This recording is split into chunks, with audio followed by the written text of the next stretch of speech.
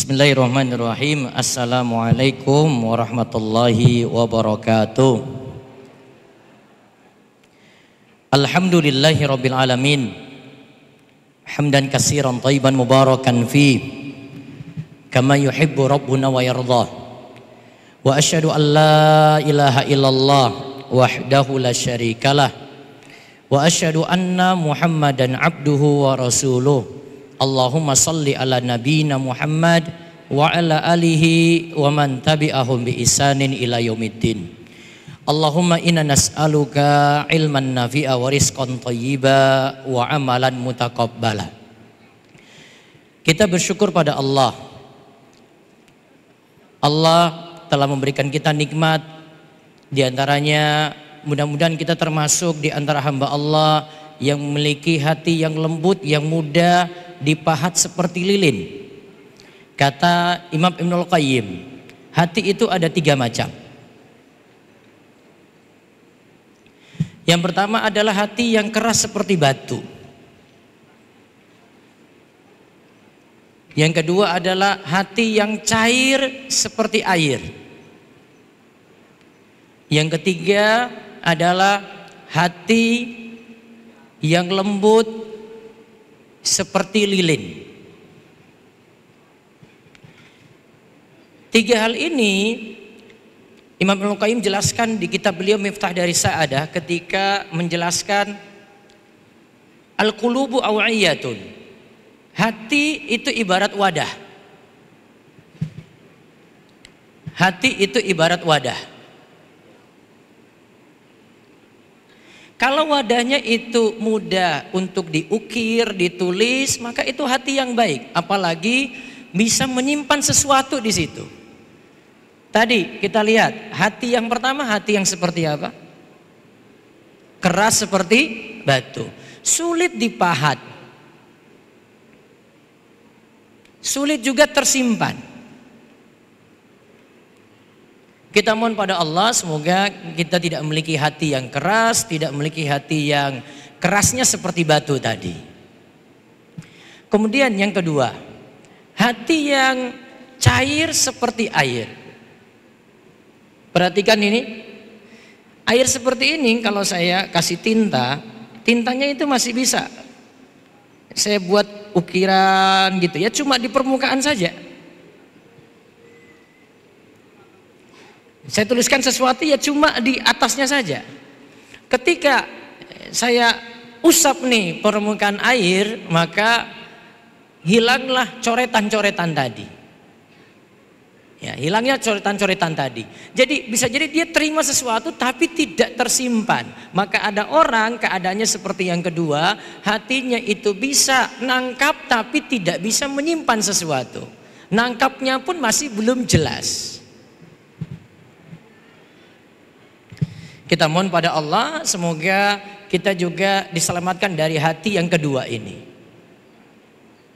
Hati yang ketiga yaitu hati yang lembut, mudah diukir, mudah ditulis,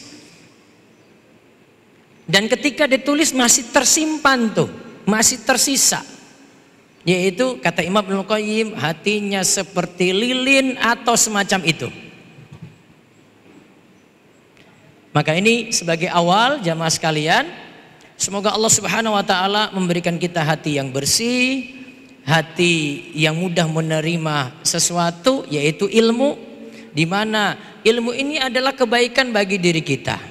Semoga dengan masuknya ilmu tersebut Allah Subhanahu wa taala juga tetap membuat ilmu ini menancap dalam hati, dan inti dari ilmu tersebut adalah kita amalkan. Semoga Allah beri taufik dan hidayah bagi kita semuanya. Tema mahabbah. Mungkin di layar yang ini. Ya. Tema mahabbah. Mahabbah secara bahasa kita artikan cinta. Sudah kelihatan di layar? Oke. Di sini saya beri judul Mahabbah merajut cinta sejati kepada Allah, kepada Rasul, kepada sesama.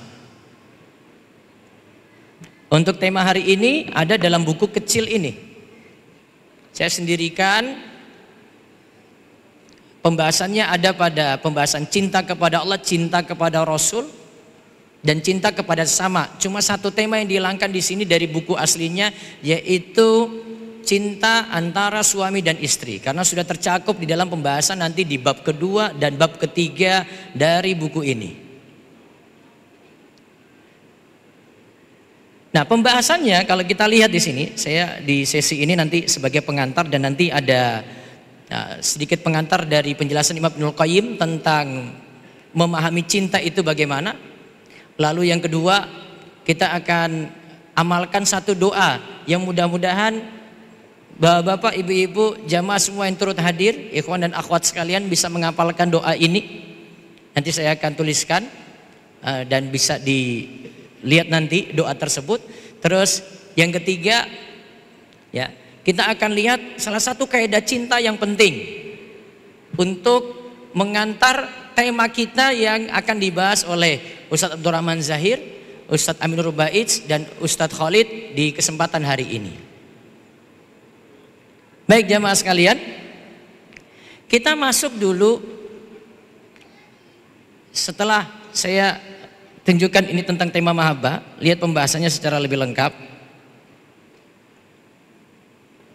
Ada di sini pembahasan mencintai Allah, mencintai Rasulullah, mencintai kedua orang tua, mencintai anak, mencintai kerabat, mencintai antara suami istri. Ada hubungan rakyat dan penguasa, dan ini sering dilupakan juga. Nanti insya Allah akan dibahas oleh Ustadz Aminur Baiz. Mencintai tetangga, mencintai sama muslim, berarti nanti terkait muamalah.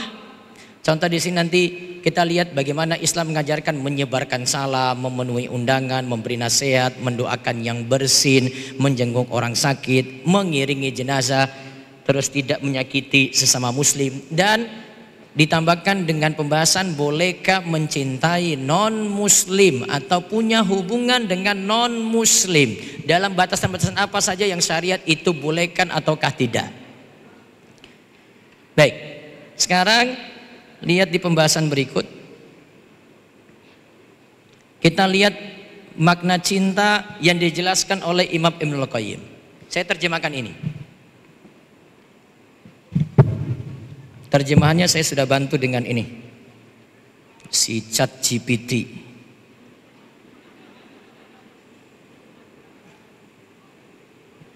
Ini ingin saya ajarkan kepada jamaah sekalian, ChatGPT itu bukan aib. Pertama, usahakan nggak gratisan, satu dulu tuh. Terus yang kedua, makin pintar jenengan itu mengolah ChatGPT, dia makin pintar juga. Makin ngawur olah ChatGPT, makin ngawur juga. Jadi dia tergantung orang yang pakai gitu.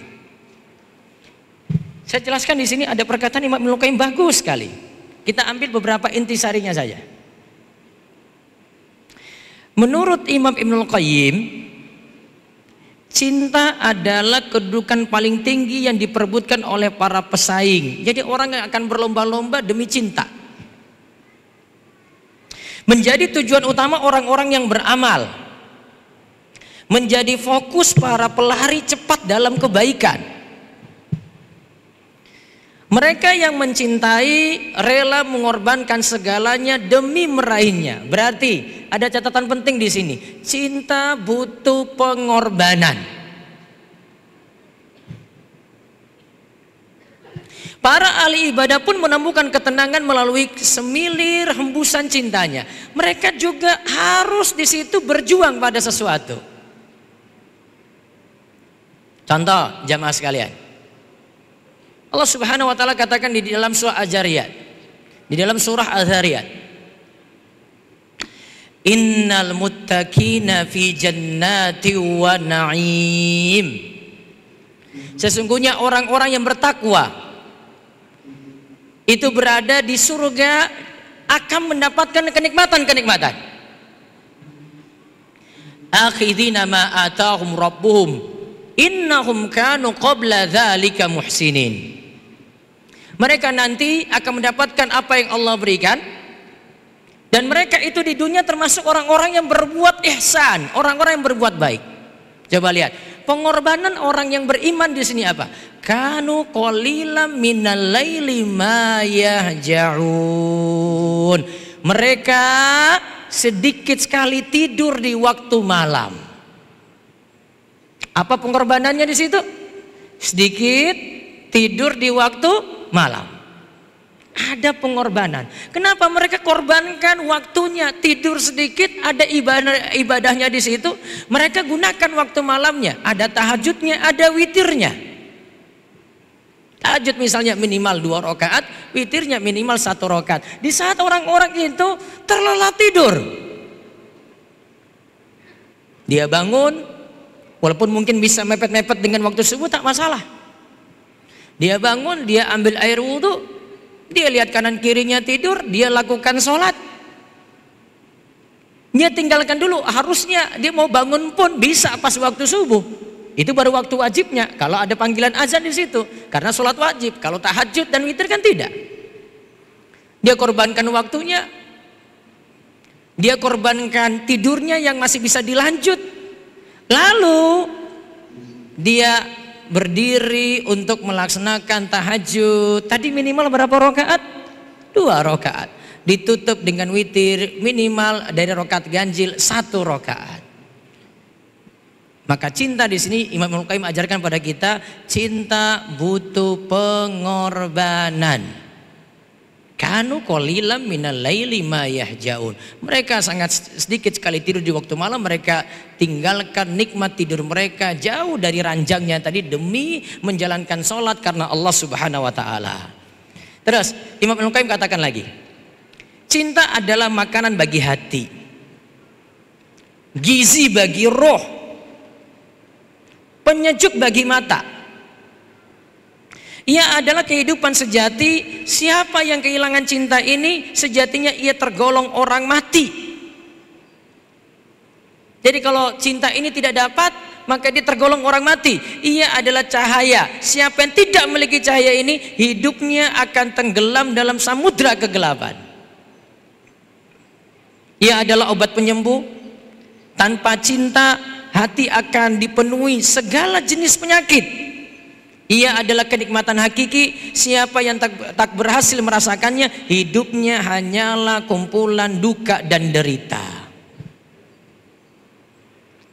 Cinta adalah ruh dari iman, amal, tingkatan-tingkatan spiritual, dan seluruh keadaan hati. Bila seluruh itu kosong dari cinta, tidak ada sama sekali cinta di situ, maka itu tak ubahnya seperti tubuh tanpa nyawa. Cinta pula lah yang mengangkat beban para penempuh jalan menuju negeri yang tak mungkin mereka capai kecuali dengan perjuangan berat. Ia yang mengantarkan mereka ke tempat-tempat mulia yang tak akan bisa mereka raih tanpanya. Cinta juga yang menempatkan mereka di makom kejujuran yang tak akan bisa mereka tempati jika bukan karena cinta itu sendiri. Nah, satu doa di sini. Ini penting untuk kita hafalkan dan amalkan. Maaf, saya tanya dulu ke jamaah sekalian. Sudah pernah buka website rumaiso.com apa belum? Sudah? Baik, tolong dipakai HP-nya dulu sekarang. Baru saja saya rangkai tulisan di situ. Lihat di tulisan pertama tuh. Di halaman pertama. Di home dibuka. Doa memohon cinta Allah, kekasihnya, dan amal terbaik. Sudah ada tulisannya tuh. Oke. Kita bahas doa memohon cinta Allah, agar juga cinta kepada kekasih Allah, yaitu wali-walinya, dan juga cinta pada amalan-amalan terbaik. Baik. Sekarang saya tuntun, kalau ada yang mau catat silakan lihat di HP itu sudah ada. Oke. Sebentar, itu ada transliterasinya salah nih.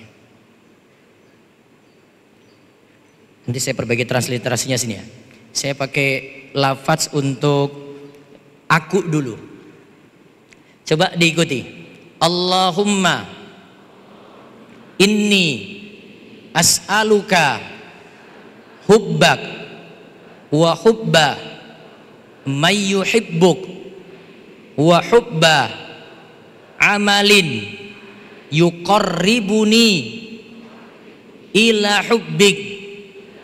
Allahumma inni as'aluka hubbak wa hubba man yuhibbuk wa hubba amalin yuqarribuni ila hubbik. Coba semuanya sambil posisi mengangkat tangan juga. Semoga doa-doa ini dikabulkan di majelis. Karena di antara doa yang mustajab, doa ketika malaikat-malaikat itu hadir. Dan malaikat hadir juga di dalam majelis ini. Allahumma inni as'aluka hubbak wa hubba man yuhibbuk wa hubba amalin yuqarribuni ila hubbik. Allahumma inni as'aluka hubbak wa hubba man yuhibbuk wa hubba amalin yuqarribuni ila hubbik. Coba diulang lagi. Allahumma inni as'aluka hubbak wa hubba man yuhibbuk wa hubba man yuhibbuk wa hubba amalin yuqarribuni ila hubbik.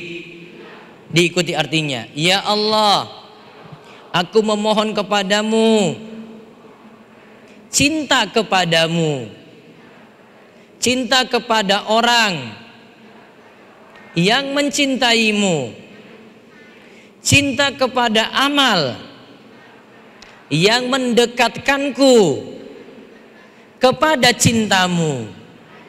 Saya ulang artinya lagi. Ya Allah, aku memohon kepadamu cinta kepadamu, cinta kepada orang yang mencintaimu, cinta kepada amal yang mendekatkanku kepada cintamu. Baik, coba kita sama-sama baca Allahumma inni dan seterusnya. Allahumma inni as'aluka hubbak wa hubba man yuhibbuk wa hubba amalin yuqarribuni ila hubbik. Baik, di dalam doa ini kita minta 3 hal. Di dalam doa ini kita minta 3 hal. 1, kita minta kepada Allah untuk mendapatkan cinta Allah. Kita minta kepada Allah untuk mendapatkan cinta Allah. Terus yang kedua, kita minta kepada Allah supaya mencintai wali-wali Allah.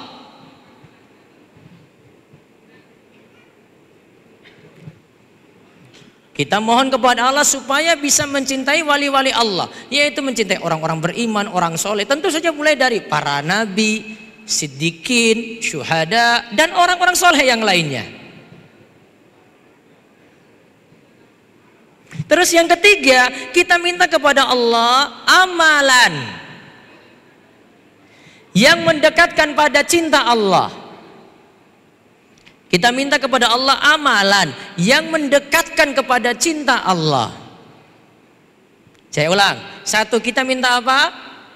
Kita minta pada Allah supaya mendapatkan cinta Allah. 2, kita minta kepada Allah supaya bisa mencintai wali-wali Allah, kekasih-kasih Allah, mulai dari para nabi, para siddiqin, para syuhada, dan orang-orang soleh.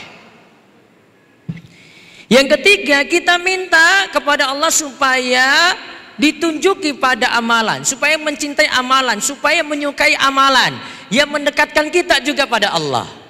Supaya kita gemar dan cinta pada sholat, supaya kita gemar dan cinta pada puasa, supaya kita gemar cinta kepada amalan-amalan sunnah yang begitu banyak, supaya kita gemar dan cinta juga kepada amalan-amalan yang sifatnya dalam hati, dalam batin. Maka sekali lagi di sini nanti dilihat penjelasannya, ada 3 hal yang diminta di situ. Allahumma inni as'aluka hubbak, yaitu minta cintamu, wa hubba may yuhibbuk, cinta kepada orang-orang yang mencintaimu, wa hubba amalin yuqarribuni ila hubbik, yaitu cinta kepada amalan yang mendekatkan kepada cintamu, yaitu amalan soleh, ada sholat, ada sedekah, ada zikir. Baik, satu poin terakhir yang mesti kita catat lagi di sini tentang kaidah cinta kepada sesama. Kita lihat di sini, cinta kepada muslim sesuai kadar iman. Cinta kepada muslim sesuai dengan kadar iman. Nanti bisa cari tulisan saya, nanti bisa pakai search Google. Cinta pada muslim sesuai kadar iman, terus terakhir Rumaiso. Kalau terakhir nggak pakai Rumaiso nanti nyasar ke web yang masalah. Ya, cinta pada muslim sesuai kadar iman. Sekarang kita lihat ada perkataan Imam Ibnu Taimiyah. Apa kata Ibnu Taimiyah di sini? Ibnu Taimiyah rahimahullah itu berkata, jika ada dalam diri seorang kebaikan dan kejelekan, ada pada orang itu tercampur dosa dan ketaatan, ada di situ maksiat, ada di situ sunnah dan bid'ah tercampur di situ, ada situ kejelekan, dosa, ketaatan, maksiat bercampur, sunnah dan bid'ah juga bercampur, maka kecintaan padanya tergantung pada kebaikan yang ia miliki. Ia pantas untuk dibenci karena kejelekan yang ada padanya. Berarti gini, jamaah sekalian, kita bagi orang itu jadi 3. Ada orang yang kita cintai karena murni pada dia itu kebaikan semuanya. Dia memiliki seluruh kebaikan. Pada dirinya tidak ada sisi jelek. Oke, yang kedua, orang yang pada dirinya ada sisi kejelekan semuanya. Bahkan kalau ada kebaikan tidak teranggap. Karena untuk yang kedua ini dia tidak beriman. Yang ketiga, bercampur kebaikan kejelekan, iman maksiat. Maka kalau yang pertama jamaah sekalian, yang pertama kita harus mencintai secara total. Itu ada pada Allah, itu ada pada Rasulullah sallallahu alaihi wasallam. Yang kedua, yang tadi murni jelek semuanya, yaitu pada orang-orang kafir, atau divonis orang ini kekal dalam neraka. Maka tidak boleh ada kecintaan sama sekali pada dirinya. Tapi yang ketiga, ini kata Imam Ibnu Taimiyah, orang yang di dalamnya ada kebaikan dan juga ada kejelekan. Maka kata Imam Ibnu Taimiyah tadi, ia pantas untuk dicintai sesuai dengan kebaikannya, dan dia juga pantas dibenci sesuai dengan kebaikannya. Berarti kita mencintainya sesuai dengan kadar imannya.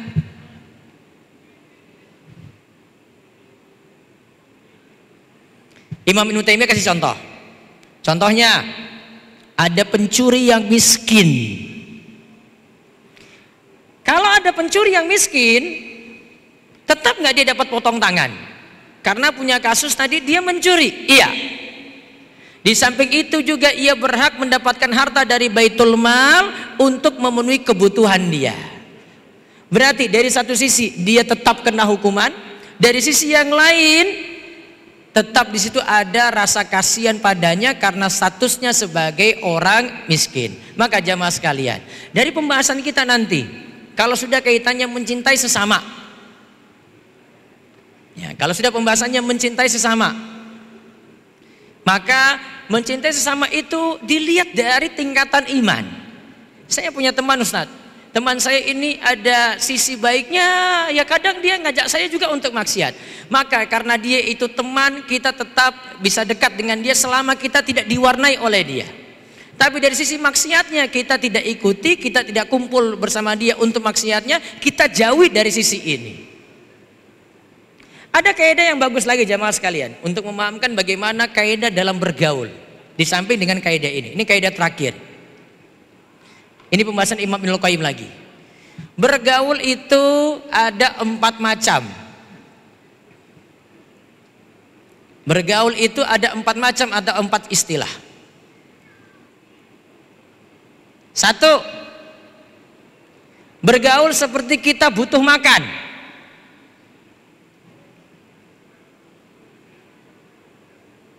Bergaul seperti kita butuh makan.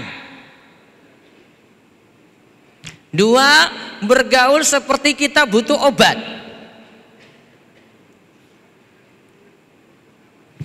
3. Bergaul seperti kita kena penyakit.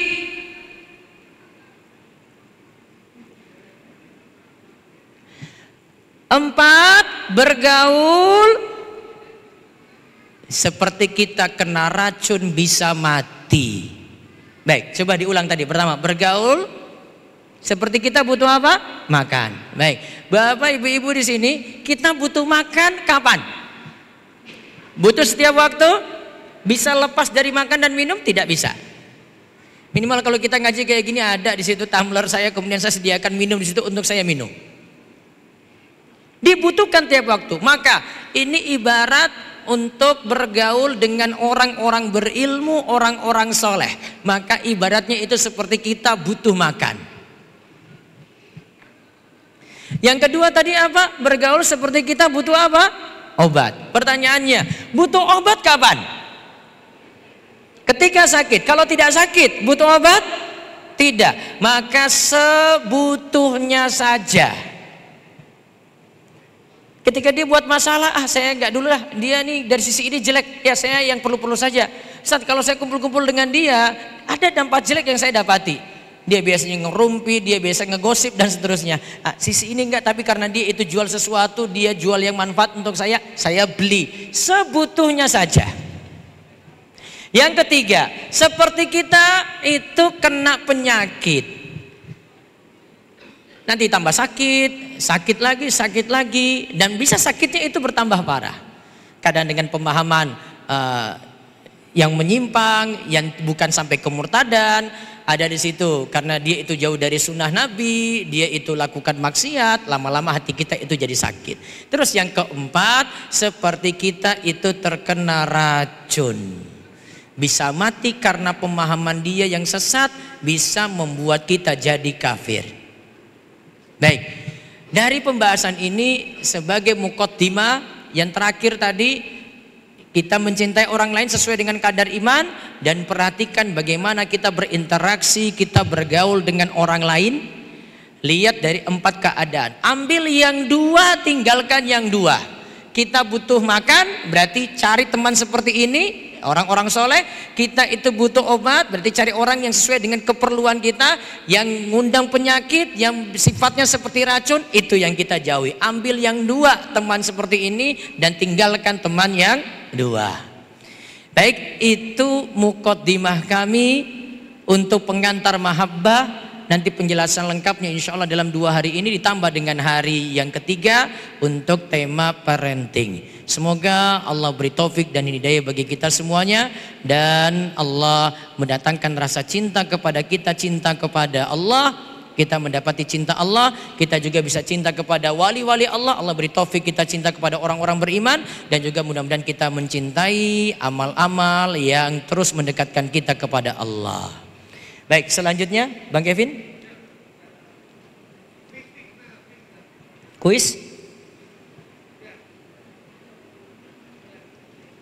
Siap-siap, tadi sudah dibagi kelompok? Sudah?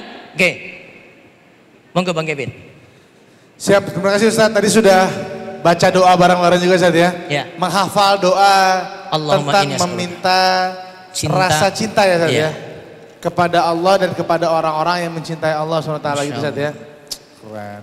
Sudah hafal Ibu? Nah itu jadi ini juga. Oh jadi itu jadi pertanyaan ya Bu saya. Jadi pertanyaan. Oke, sebelum kita kuis Ustaz, kita berikan kesempatan kepada dua penanya, satu ikhwan dan satu akhwat. Dari ikhwan dulu silakan. Ada pertanyaan, angkat tangan, langsung diberikan mikrofon oleh panitia. Dari tim ikhwan. Ada? Yang belakang? Silakan. Berdiri Pak. Sebutkan nama dan kelompok apa ya? Nah, kita ada kelompok-kelompoknya sekarang, Masya Allah.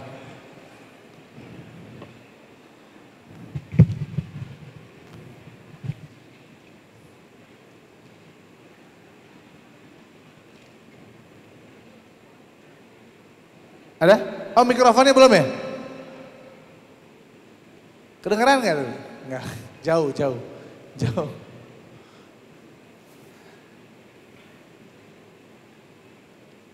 Oke. Ada mikrofonnya? Atau ke depan aja sini? Ah, boleh ke depan aja sini Mas. Ah, ini dia. Single enggak? Single, Seth. Mas Joko. Bisa ini besok. Bisa ya. Bisa. Karena informasi masih kurang kan ikhwannya. Waduh, susah cari ikhwan. Perbandingannya jauh banget. Perbanding jauh. Silakan Mas. Ya.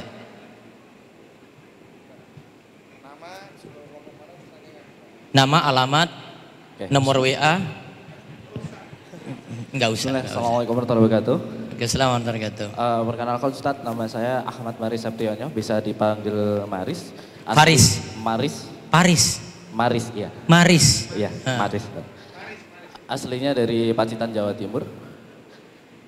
Kemudian untuk nama kelompok, tadi saya bikin sendiri, namanya Mahabbah Safiyah Jurni Rumaisya.com. Panjang itu Mbok diringkas. Ya, okay. Pertanyaannya Ustadz, itu kan tadi ada beberapa jenis orang ya. Tadi yang kita nilai dari kebaikannya, kejelekannya, ketaatan, serta kemaksiatan yang bercampur tadi. Iya. Yang menjadi ada pertanyaan. Ada 3 tadi ya? Ada 3. Ada 3 ya. Nah tadi kan untuk di yang bagian kejelekan itu kan yang ngarahnya ke misalkan kafir dan sebagainya. Iya. Nah yang menjadi pertanyaan, kalau kita punya teman dan itu teman kita itu non muslim. Iya. Nah sedangkan kita juga bekerja sama dia ataupun mungkin muamalah. Kerja sama muamalah, bisnis. Mungkin bisnis ataupun rekan kerja semisalnya. Rekan kerja. Begitu. Nah itu apakah masuk juga dalam kejelekan ini atau yang bercampur begitu? Berarti untuk keimanan dia tidak boleh cinta. Oke. Berarti untuk muamalah beda lagi. Oke. Berarti bedakan antara cinta dari sisi keimanan dengan muamalah karena sisi duniawi tadi. Berarti ini masih diperbolehkan. Masih dibolehkan. Tapi kalau besok tuh nanti dia misalnya ada acara tertentu kaitannya dengan perayaan keagamaannya, nggak boleh. Itu sudah melibatkan iman di situ. Oke. Baik Ustaz Afan, boleh satu lagi? Ya. Masih kayak itu. Oh satu aja. Oke. Terima kasih banyak ya Mas ya. Iya baik. Terima kasih banyak Mas. Panitia, beliau berhak atas hadiah tadi ya. Innova Reborn apa? Nggak jadi, Innova Reborn nggak jadi. Honda Karisma aja. 2002 lagi. Lama banget. Dari akhwat ada satu orang, silakan. Iya, Ibu dulu tadi, silakan. Ini Ibu. ada lewat WA juga ya? Iya, ada WA yang terakhir. Satu lagi. Boleh berdiri, ada mikrofonnya? Panitia? Panitiawati? Pakai satu dulu enggak? Pakai itu aja. Tolong dioper ke Ibu. Mas Gur.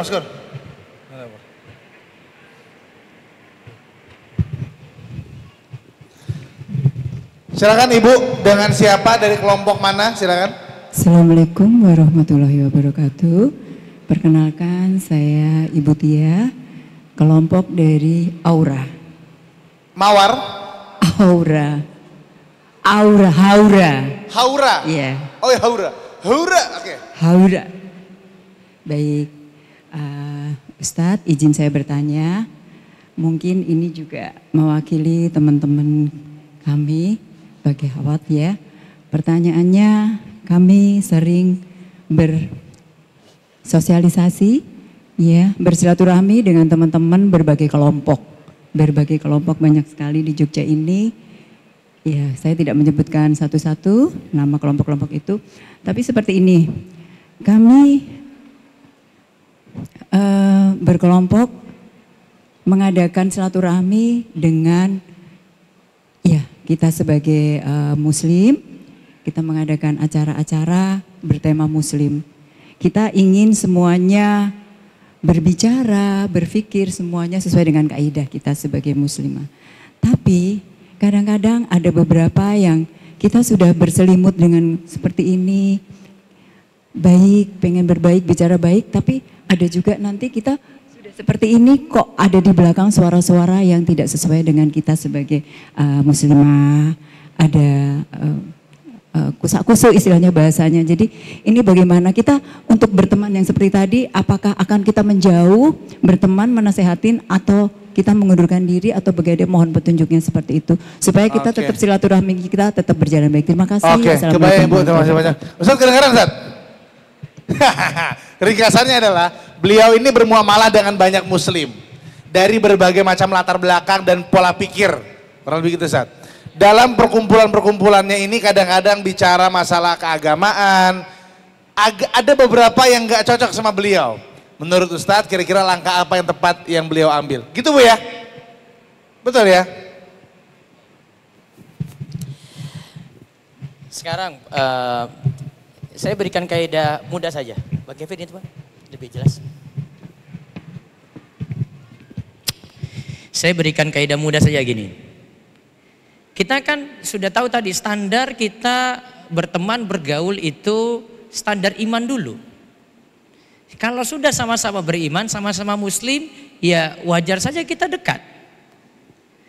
Tapi kita harus akui bersama juga bahwasanya kita sesama, bisa jadi tetangga, bahkan bukannya tetangga, dengan kerabat sendiri.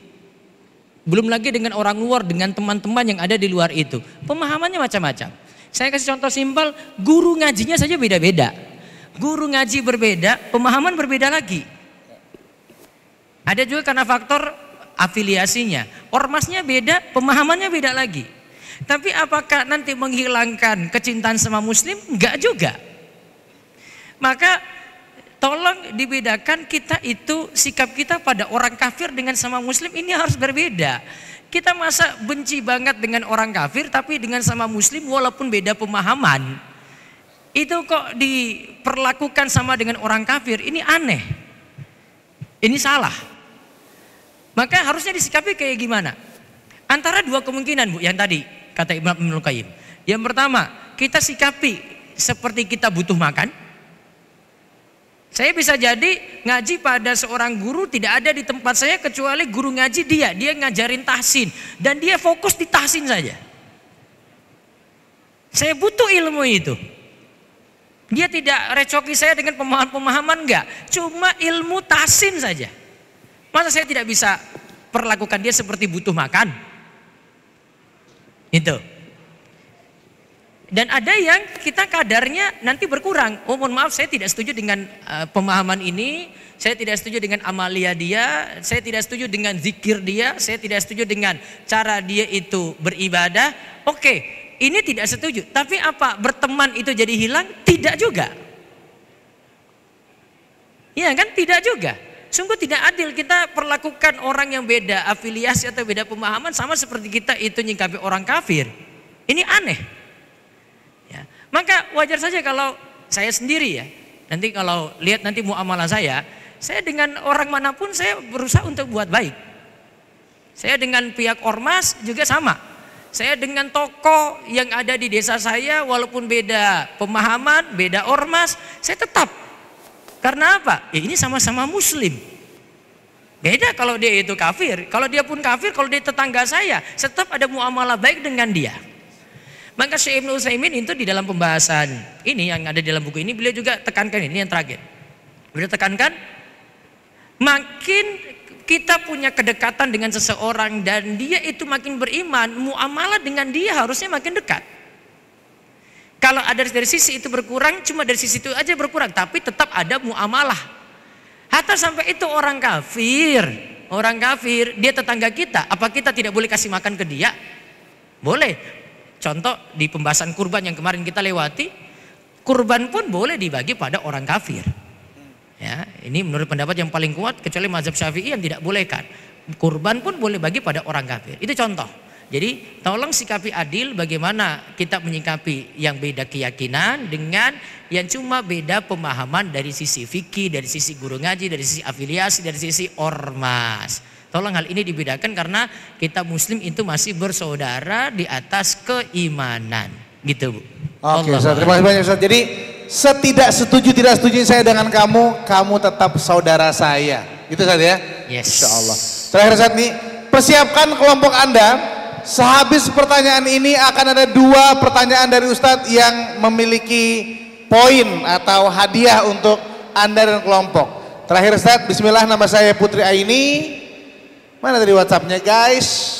Hilang dia, oke deh. Nama saya Putri Aini, Anda izin bertanya bagaimana cara mencintai seseorang dalam muamalah tanpa melanggar syariat. Dan bagaimana kita mengetahui batasan dalam mencintai seseorang karena terkadang kita merasa masih mencintai dalam batas wajar, namun ternyata di pandangan orang lain sudah melampaui batas. Nah, yang kalimat terakhir itu, yang dipandang orang lain itu nggak usah dengar, itu di skip dulu. Kadang orang itu nggak bisa cuma menilai kita aja dari luar gitu loh. Ya, kalau saya bahasa saya dengan Bang Kevin itu saya biasanya ngomong, nggak usah dengar netizen. Itu dia. Ya. Gitu Bang Kevin ya? Benar. Ya gitu. Benar. Dalam satu hal itu nggak usah dengar netizen. Netizen itu kadang nggak paham. Dia cuma bisa komentar saja. Kadang pemahaman fikih dia, nyambung lagi ke pertanyaan tadi itu. Pemahaman fikih dia paksakan ke kita yang beda fikih. Itu. Dia paksakan ke kita yang beda fikih. Maka orang lain jangan dulu diperhatikan. Kalau kita sadarnya dengan orang lain standarnya sudah jelas, saya nggak ada lakukan pelanggaran apa-apa. Ini ya, ditanya cara mencintai dalam muamalah. Saya tidak ada pelanggaran syariat apa-apa. Saya tidak terjerumus dalam muamalah yang haram. Saya tidak terjerumus dalam kerjasama yang haram. Tidak mendukung riba, tidak mendukung kezoliman, tidak mendukung goror. Ya. Dalam sisi muamalah tidak ada seperti itu, maka aman-aman saja. Ya. Cara mencintainya ya berarti sesuai dengan kadar yang syariat izinkan, tidak ada pelanggaran. Terus bagaimana kita mengetahui batasan dalam mencintai seseorang? Batasannya itu berarti yang dilarang yang tidak boleh kita ikuti. Nanti pembahasan ini lebih jelas nanti Ustadz Ami akan jelaskan. Karena itu di ranah beliau, saya kalau bahas ini nanti melampaui nanti dari apa yang nanti beliau bahas. Karena terkadang kita merasa masih mencintai dalam batas wajar. Ya kita kan sudah yakin ini benar. Dia lanjut lagi nih. Namun ternyata di pandangan orang lain dianggap melampaui batas. Itu kan menurut dia. Saya batasnya wajar aja kok. Saya kasih contoh misalnya. Saya bertemu muamalah dengan teman SMA saya. Walaupun mungkin nanti Bang Kevin bilang, Ustaz, itu guru ngajinya beda tuh. Ya. Itu teman SMA saya. Masa saya nggak boleh ketemu dia? Cuma sekadar sapa saja. Menurut ini mungkin masalah, saya enggak kok. Apakah saya akan terpengaruh dengan pemahaman dia? Terpengaruh, dia mau pengaruhi saya sulit. Justru mungkin saya yang pengaruhi dia. Nah, jadi kalimat ternyata di pandangan orang lain nggak usah diperhatikan dulu. Selama kita cari ridho Allah, selama dalam muamalah kita sendiri merasa itu tidak ada masalah, tidak ada melanggar syariat, tidak ada masalah di situ. Wallah. Oke, siap. Terima kasih banyak Ustadz. Jazakumullah khairan. Ustadz, sebagai bentuk keyakinan, apakah Anda menyimak pemaparan guru kita Ustaz Abdul Twasikal hafizahullah ta'ala? Ustaz memberikan pertanyaan kepada masing-masing kelompok. Ingat tadi tugasnya apa? Jadi masing-masing kelompok punya tugas, punya job desk. Ya. Ketua kelompok mengawasi jalannya diskusi. Ya. Wakil ketua memberikan jawaban cemerlang. Ya. Sekretaris nulis. Ya. Ada 2 orang masyarakat yang jawab, bentar Ustaz. Ya. Gitu. Baik. Masya Allah itu ya. Gitu. 5 berarti ya. Kita di sini bagi-bagi jabatan di sini. Iya, baik. Ini bagi-bagi jabatan. Di sini bagi-bagi jabatan, Ustaz. Iya, Masya Allah. Jabatan fiktif ya. Silakan Ustaz. Pertanyaan yang pertama Ustaz. Baik. Ahwat dulu apa Ikhwan dulu? Ahwat dulu karena di mayoritas. Oh iya, Ahwat dulu. Baik. Hafalan doa boleh? Boleh. Nah, boleh. Siapa yang hafal doa yang tadi kita ajarkan? Sebentar, tahan dulu. Jangan langsung angkat tangan. Sabar, ini hanya dunia. Sabar. Saya berikan Anda waktu untuk latihan 10 detik. Oke? Setelah itu angkat tangan. 1. Bang Kevin, nggak boleh lihat teks. Tadi nggak boleh lihat teks, hafalan. Makanya latihan dulu. 1, 2, 3, 4, 5, 6, 7, 8, 9, 10. Tadi Ustadz yang lihat duluan yang mana Ustadz? Yang paling belakang. Paling belakang ya, silakan. Nah, itu. Berkerudung warna biru angkot, betul ya? Hijau. Oh hijau. Bukan biru angkot, bukan. Hijau itu kayaknya. Ya, Ibu boleh berdiri. Ya, pakai mikrofon. Silakan. Kalau putus-putus tuh langsung dilempar ke kelompok lain. Oh iya, benar. Ya. Ayo, satu kali kesempatan. Perkenalkan nama Anda dan kelompok mana? Ya.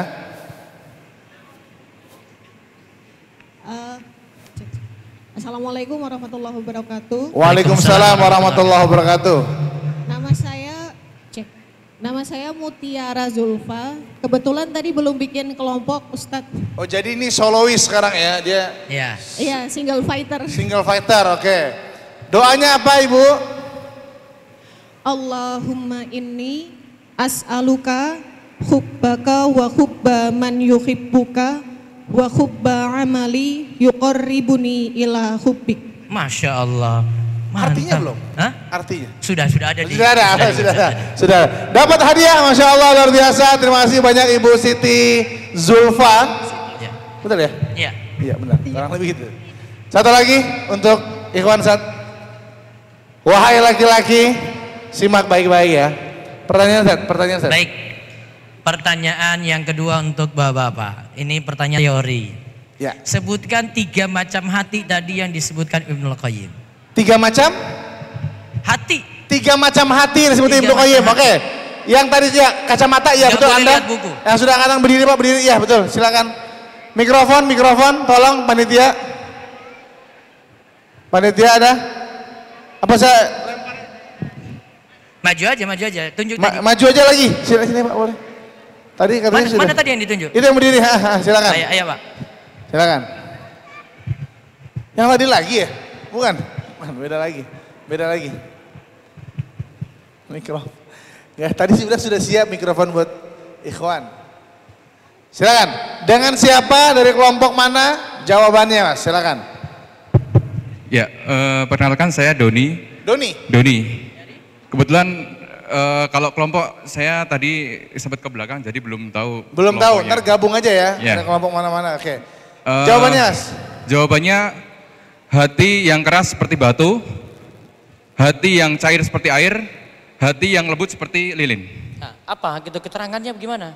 Hati yang keras seperti batu gimana? Hati yang cair seperti air, hati yang lembut seperti lilin. Hati yang keras seperti batu artinya ketika dia mendapatkan sesuatu ilmu dia menolaknya, contohnya seperti itu. Betul, dan keras dia keras dalam menerima kebenaran. Seperti itu. Seperti air tadi? Seperti air dia mengikuti apa yang menjadi sebuah kebenaran, mengalir seperti air. Kalau diukir dia hilang ya. Cepat hilang, maaf. Terus yang ketiga? Yang ketiga hati yang lembut seperti. Hati seperti apa? Hati yang lembut seperti lilin. Seperti lilin apa seperti batu?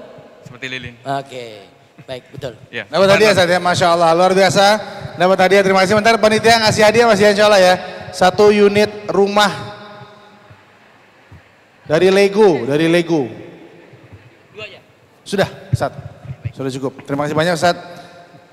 Baik, ini saja yang kami sampaikan. Insya Allah setelah ini nanti dengan Ustadz Zahir. Lalu kita akan ketemu lagi untuk materi saya lebih banyak besok. Dan sore nanti dengan Ustadz Khalid nanti bisa disimak baik-baik juga ba'da asar ya. Terus besok yang materi inti untuk yang sesi di hari kedua nantinya dengan pembahasan mahabbah secara lebih lengkap di bab 2 dan bab 3 dari buku ini.